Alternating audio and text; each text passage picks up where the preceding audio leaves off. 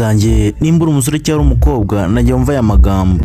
Burya nukora ikintu kikanga ntuzumve ko ucitse imbaraga, ntuzumve ko ubuzima bwawe ari aha burangiriye, kuko akenshi muri iyi si dufite ibitugerageza ari byinshi kandi ariko imibereho nayo ari danje. Kuko abantu bakuru batubwira yuko iyo ukoze cyane cyangwa se iyo ukoresheje umuhate wawe arizo nzira zo gutsinda. Murabona ko umwaka wa 2024 urarangiye, twinjiye umwaka mushya wa 2025, ni umwaka w'igiharwe. My guy, nimba wumva ushaka gutera imbere mu uyu mwaka, wicika intege, wicika imbaraga. Rimwe na rimwe ducibwa imbaraga n'inshuti tugenda cyangwa se n'abavandimwe tugendana. Kandi inshuti yanjye, nimba utangiye umwaka uri muzima, nagira ngo ukore iki kintu. Nimba uzi ko utangiye umwaka, irinde kugendana n'abantu bagushora mu mico mibi, irinde kugendana n'abantu ubona naho bahuriye n'iterambere ryawe, kuko akenshi uzasanga abo ngabo aribo abantu batuma udindira.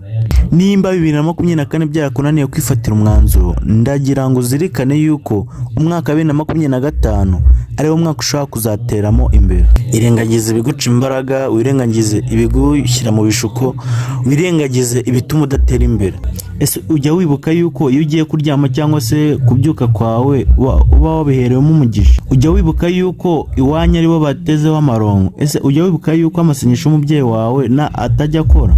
Mu by'ukuri nujya ugendana n'inshuti ubona naho zihure n'iterambere ryawe, nagira ngo umenyeshe yuko umubyeyi wawe ntakiryama, nta kintu agikora, ahubwo ahora agusengera kugira ngo utere imbere, kugira ngo uzamuke, ariko we ntago wabimenya. Nimba uri umuntu w'umugabo, uri umuntu w'umukobwa, fata ingamba uvuge ngo njyewe kanaka, uyu mwaka ugomba kurangira ngeze ku iki kintu.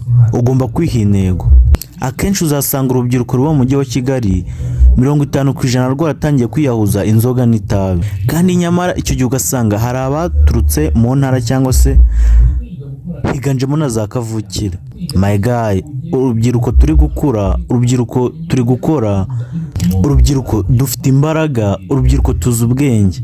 My friend, ndagira ngo uyu mwaka dutangirane dufite imbaraga, dukora, tuzatera imbere, tuzagira aho tuva naho tugera. Twirengagize bya bindi byinshi twahuye nabyo 2024.